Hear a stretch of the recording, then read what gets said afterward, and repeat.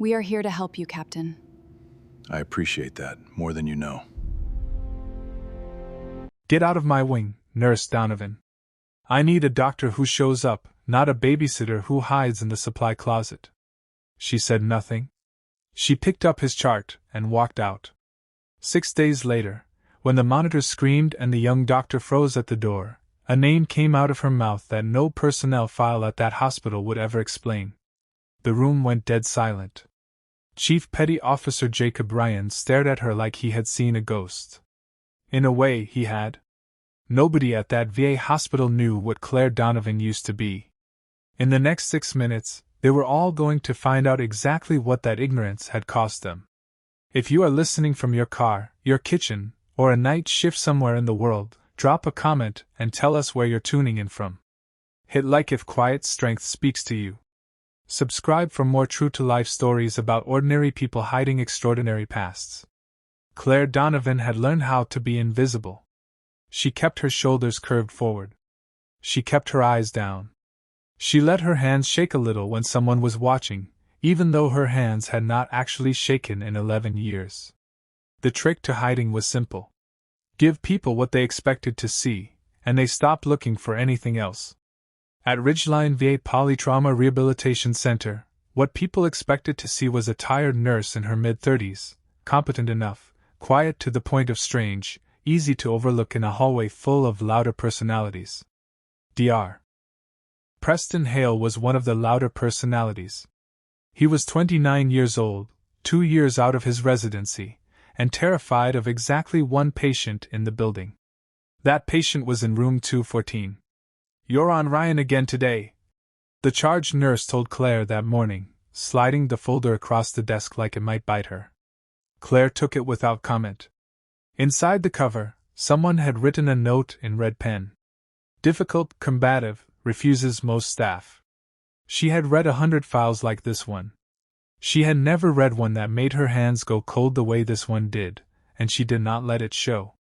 Chief Petty Officer Jacob Ryan, call sign Ghost, United States Navy SEAL, medically retired, bilateral transfemoral amputation, incomplete spinal cord injury at T6, the result of a blast that had also taken most of his left hand. Claire knew that blast. She had been 11 m away from it.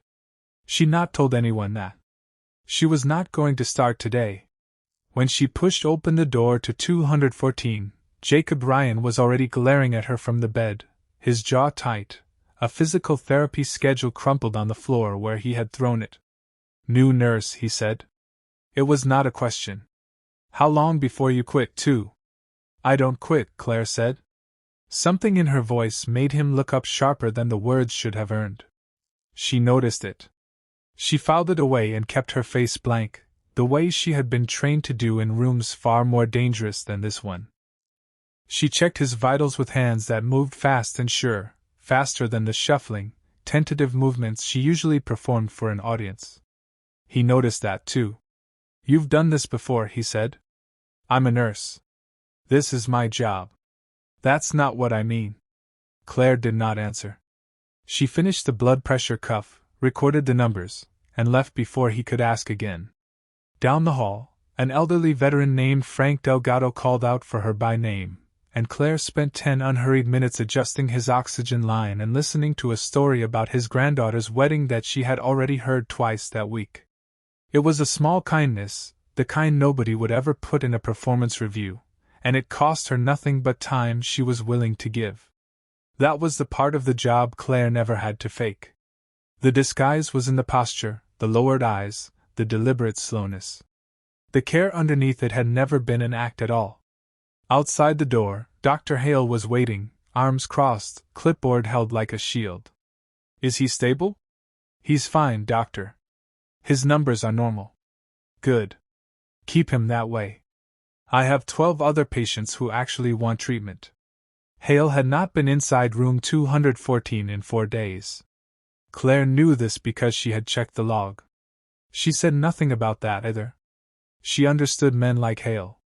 Not from medicine, from every operation where someone with more rank than nerve had made a call from somewhere safe while people on the ground paid for it. She had been the one on the ground once. She had sworn she would never again stand by while someone did that to a person who could not defend himself. But she also could not afford to be seen. Not yet. Maybe not ever.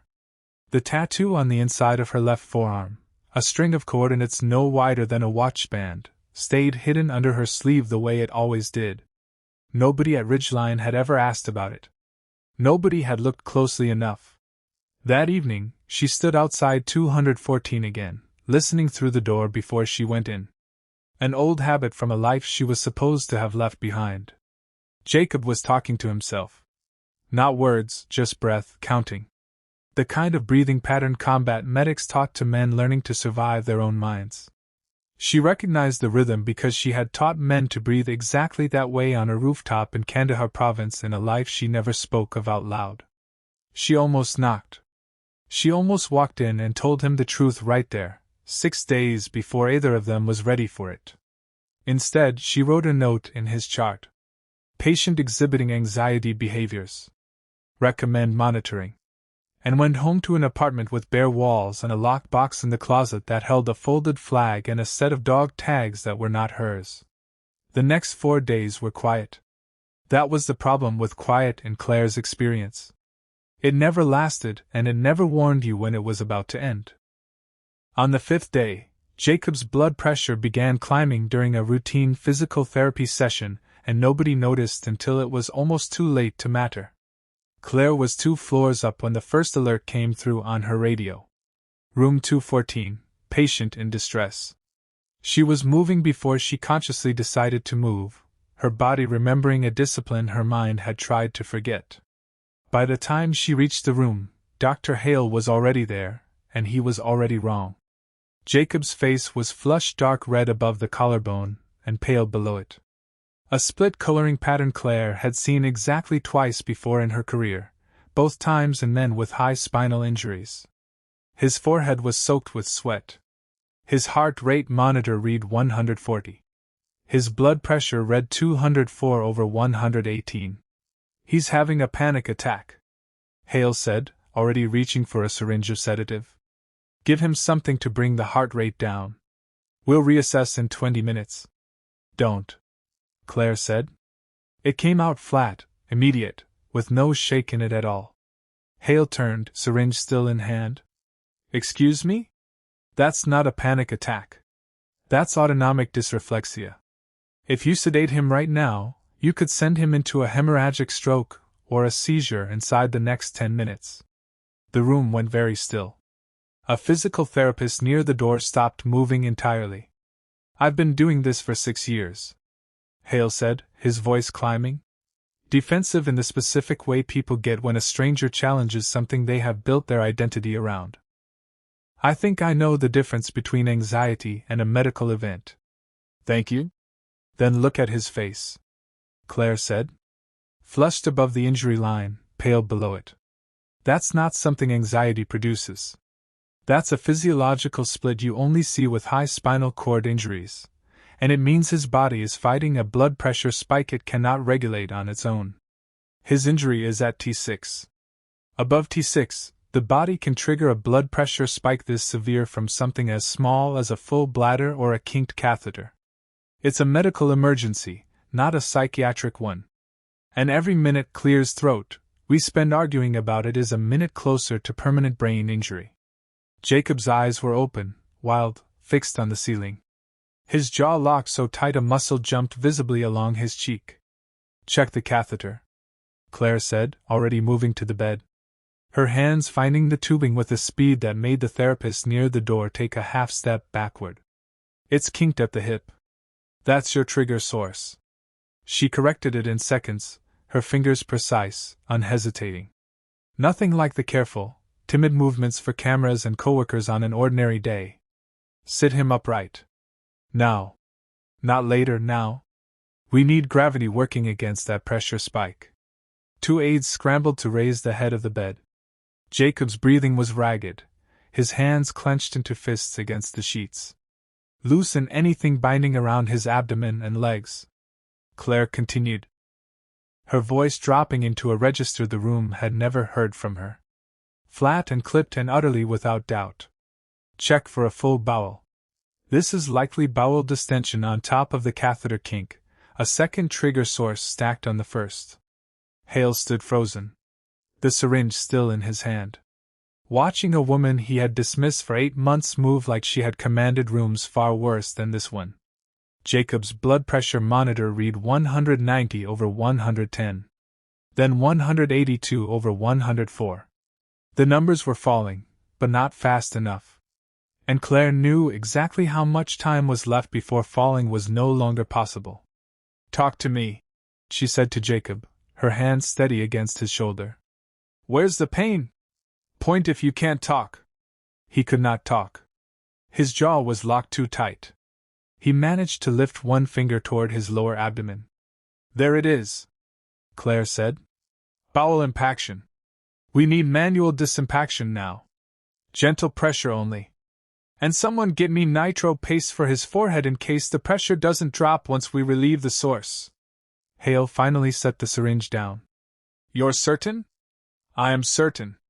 Something about the way she said it left no room for the question to survive a second time. The next 4 minutes moved the way emergencies always moved for Claire. Slow enough to see everything and fast enough that there was no time to feel any of it. She worked with a calm precision that had nothing to do with nursing school and everything to do with training she had never once mentioned to a single person in that building. Jacob's blood pressure began to drop in earnest.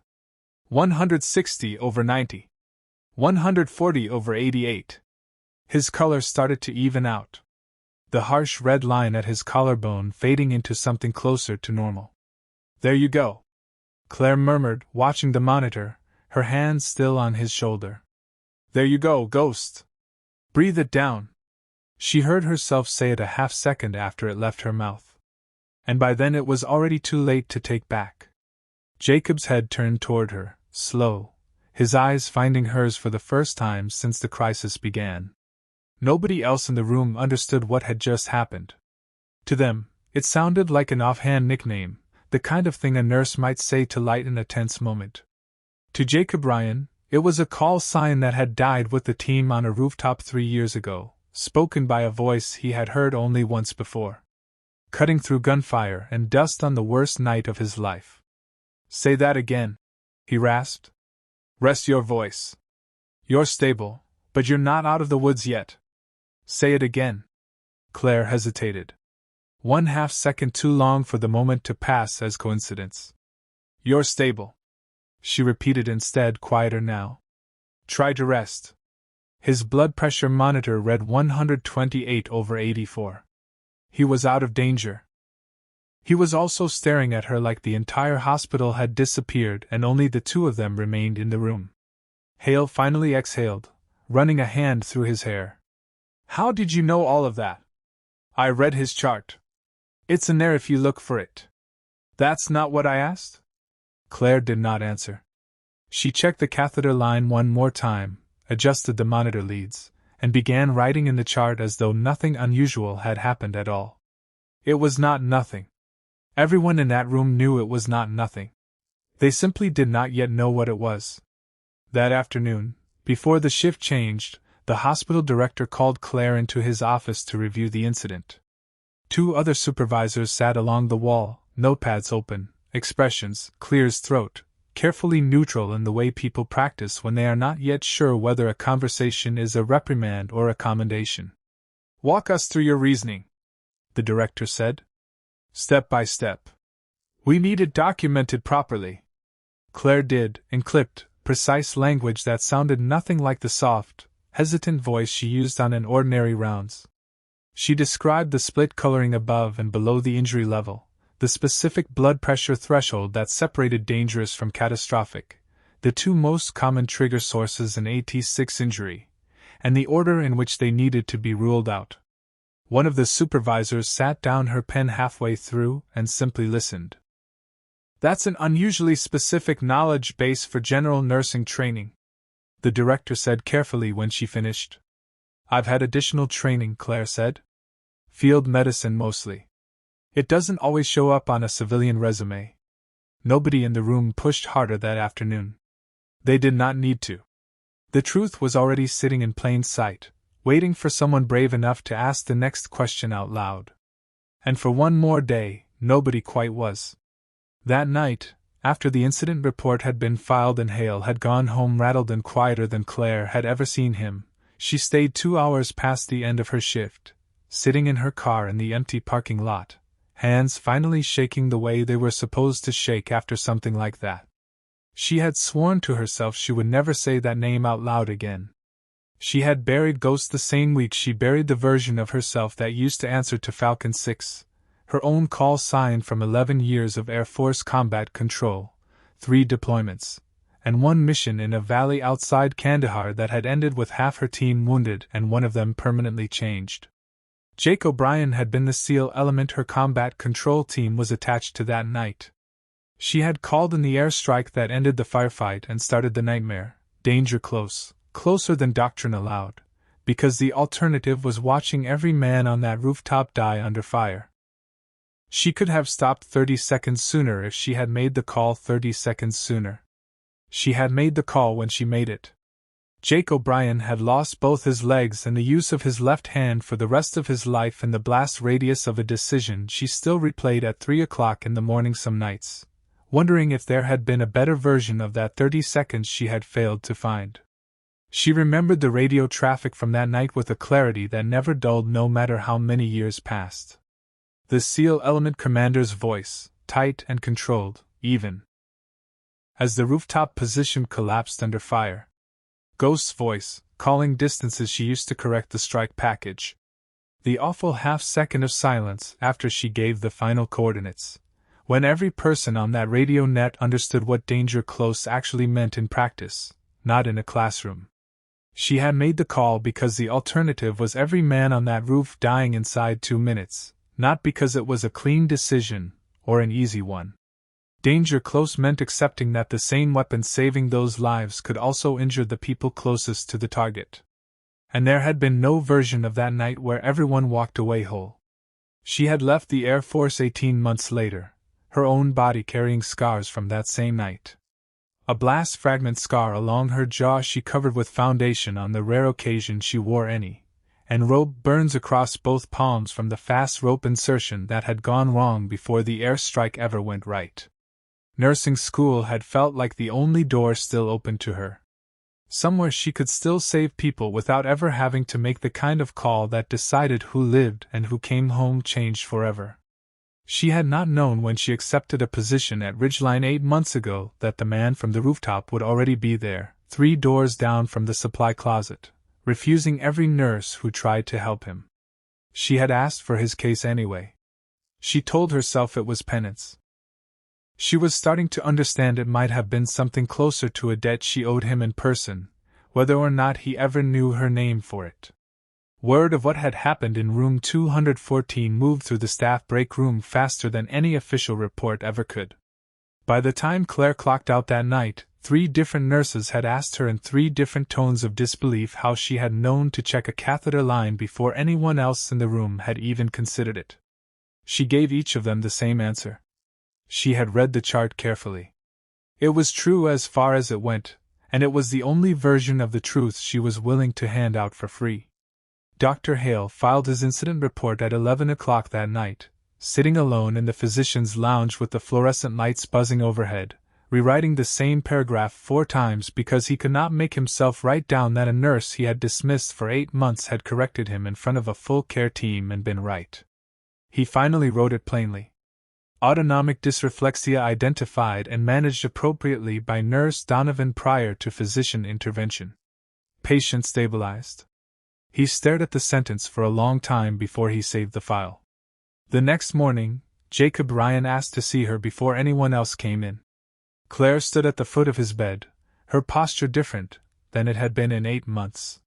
Spine straight, shoulders back. The disguise finally too heavy to keep wearing in this one room. Say the name again, Jacob said. Or tell me I imagined it. You didn't imagine it. Then say it. Ghost, Claire said, and watched his whole body go still. That's what your team called you. I heard it over the radio for 6 months before that night. Who are you? Air Force Combat Control. Technical Sergeant Claire Donovan. Though that wasn't the name anyone used on the ground. My call sign was Falcon 6. Jacob's jaw worked for a long moment. Falcon 6 called the strike that night. Yes. Falcon 6 saved 11 men on that rooftop, including me. And put me in this bed for the rest of my life in the same 30 seconds. Yes. Claire said again. And this time her voice cracked on the word. The first crack anyone at Ridgeline had ever heard from her. Jacob looked at her for a long time. His anger from the past 8 months rearranging itself to something Claire could not immediately name. I spent 3 years hating whoever made that call, he said finally. I never had a face for it. I had a voice on a recording nobody would let me hear again. And 11 guys who kept telling me it was the right decision. And none of that ever made it feel like the right decision from in here. I know, Claire said. I've never once believed it was the right decision either. I've just never found a better one, no matter how many times I run it. I used to imagine what I'd say to you if I ever found out who you were, Jacob said. I had whole conversations in my head. None of them were kind. I imagined the same thing, Claire said. None of mine were kind either. What changed? I watched you fight for 8 months to walk again on legs that don't exist anymore, and I realized hating the decision doesn't undo it. It just wastes the time you have left on the other side of it. Jacob was quiet for a long moment, his hand resting on the blanket where his left leg used to be. I don't forgive the decision. I don't know if I ever will. I'm not asking you to. But I don't hate you for it either. Not anymore. You made the only call that kept 11 of us breathing that night, including me. Even if what came after wasn't a life I would have chosen for myself. That's more than I expected, Claire said quietly. More than I thought I deserved to hear. Maybe we're both carrying more than either of us deserves, Jacob said. Doesn't mean we have to carry it alone anymore. Something in the room shifted then. Some old weight finally set down between 2 people who had been carrying it separately for 3 years without either one of them knowing the other was carrying the same weight. Word moved fast in a small hospital. By that afternoon, Dr. Hale was standing in the doorway of 214 with a face that had gone through several versions of confused before settling on something close to humbled. Is it true? He said. The thing people are saying. That you were Air Force Special Operations. Combat Control, Claire said. Not quite the same thing, but close enough for hospital gossip. You've been hiding that for 8 months? I've been hiding it for longer than that, Doctor. 8 months is just how long I've hidden it from you. Hale had the decency to look uncomfortable. I should have listened to you before I picked up that syringe. You should have listened to the chart 4 days before yesterday. That's a conversation for another time. He nodded slowly, chastened in a way Claire had not expected and did not particularly enjoy watching. She had spent enough years around men who mistook confidence for competence to feel very little satisfaction in seeing one of them finally corrected. The real test came 3 days later when a gas leak in the hospital's east wing triggered a partial evacuation during the height of visiting hours, and half the staff on duty had no idea how to move immobile patients through a chaotic hallway without losing anyone in the crush. Claire heard the alarm and did not hesitate this time. She did not curve her shoulders or lower her eyes. She walked into a hallway like she had walked into 100 chaotic spaces before, and she started giving orders in a voice that carried over the alarm without her ever raising it. Wheelchairs and beds to the west stairwell, not the elevators. Ambulatory patients form a line along the wall. Hands on the shoulder in front of staff. Count your patients out loud every 30 seconds so nobody gets left in a room. A young aide near the elevator bank started to argue that the elevators would be faster. Claire cut across her without raising her voice further, just adding enough weight to each word that the argument died before it finished forming. Elevators lose power in a gas event. Stairwell west side now. An elderly patient in a wheelchair began to panic, hands gripping the armrests, breath coming too fast. Claire crouched beside him without breaking stride in her attention to the rest of the hallway, one hand briefly on his shoulder. Sir, look at me. You're going to be fine. We are walking, not running, and I'm not leaving this hallway until you're clear.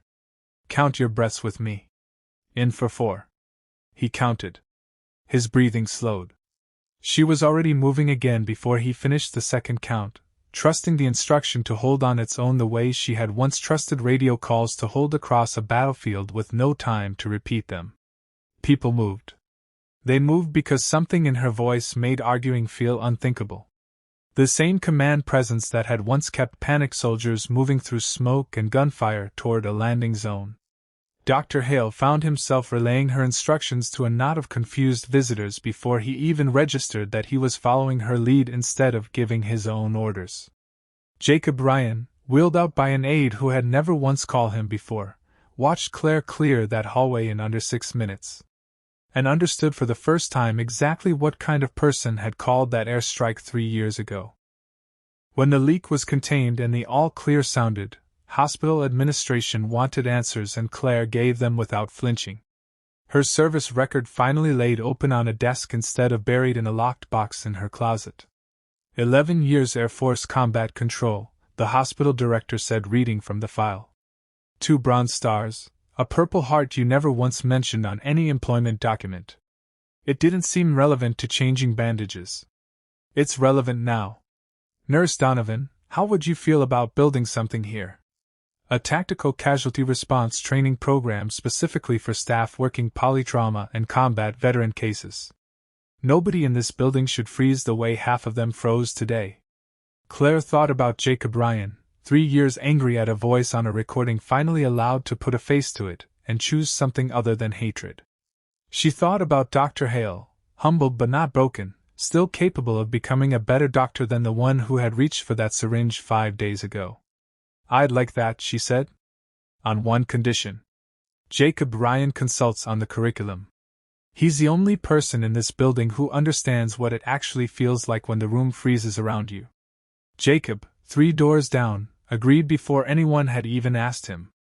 Before the program launched, there was one more test neither of them had planned for. A new patient arrived in the polytrauma wing in early spring, a young Army veteran with a fresh spinal injury, and a family in the waiting room who had no idea what autonomic dysreflexia even was, let alone how to recognize it before it became an emergency. 2 weeks into his stay, his monitor spiked in the middle of a visit from his mother, and this time it was Dr. Hale who caught it first, calling out the exact combination of symptoms Claire had taught him to watch for, checking the catheter line himself before reaching for anything else. Claire arrived 90 seconds later to find the crisis already under control. The young veteran's blood pressure falling steadily while his mother stood frozen by the window, and Dr. Hale explaining calmly, in plain language, exactly what had happened and why. You didn't need me this time, Claire said afterward in the hallway. I needed you 8 months ago, Hale said. I'm trying to make sure I don't need you every time after that. It was the closest thing to an apology he had ever managed, and Claire decided it was enough. The program launched 2 months later, small at first, a handful of staff learning the difference between panic and a physiological emergency, learning to read a spinal injury patient's body instead of guessing at his mind. Claire stood taller now. She wore her sleeves rolled, the coordinates on her forearm visible for the first time in 8 months, not a secret anymore, just a fact about a life that had led her, eventually, to a hallway where she finally stopped running from what she used to be. The curriculum grew over the following year into something larger than either of them had expected, eventually adopted by 2 other VA facilities in the region. Each one built around the same core lesson Claire had learned the hard way, on a rooftop and in a hospital hallway both. The body tells the truth long before anyone is ready to listen to it, and the job of the people around a patient is to listen carefully enough to hear it in time. Jacob Ryan called her Falcon 6 sometimes when nobody else was listening, and she let him because the name did not carry only grief anymore. It carried the beginning of something neither of them had a clean word for yet. Dr. Hale asked her months later why she had hidden it so long in the first place. Because I was afraid of exactly what happened, Claire told him. That the moment people knew, they'd stop seeing the nurse and only see the soldier. I forgot that a person can be both. And that hiding half of yourself doesn't actually protect anyone. It just makes you slower when someone needs the whole of you at once. The end. This story was never really about a hospital, or a hidden military record, or even about the 6 minutes that nearly changed everything twice over. It was about the cost of hiding half of who we are out of fear that the rest of us won't be believed, or won't be forgiven, or simply won't be understood. Claire Donovan spent 8 months making herself smaller so nobody would ask questions she wasn't ready to answer. And in doing that, she almost missed the one moment where the whole of her, not half of her, was the only thing that could save a life. Jacob Ryan spent 3 years hating a voice instead of a person because a recording had never once let him see the fear and the certainty sitting side by side in the same decision. Neither one of them was wrong to be afraid. Fear is not the failure here. The failure would have been letting that fear decide the rest of the story. Respect isn't handed out with a title, and it isn't erased by one either. It's earned in the moment someone chooses to show up fully, scars and all, when showing up smaller would have been so much easier. If there's a version of yourself you've been hiding out of fear that it's too much, or too complicated, or too hard to explain, this story is a reminder that the people worth keeping around are the ones who can hold both versions of you at once. Sometimes the bravest thing a person can do isn't running toward the emergency. It's finally letting the people around you see all of who you are long before there's a crisis forcing the truth out into the open. Claire and Jacob both learned in their own time and their own way that survival is not the same thing as healing. Survival gets you through the first night. Healing is the slower work of choosing again and again to let someone else in on the parts of the story you were sure would only ever make you smaller in their eyes. It rarely works out that way. Usually the people worth keeping close only grow closer once understand the whole of what you carried alone for far too long. That was true for Claire Donovan. It was true for Jacob Ryan.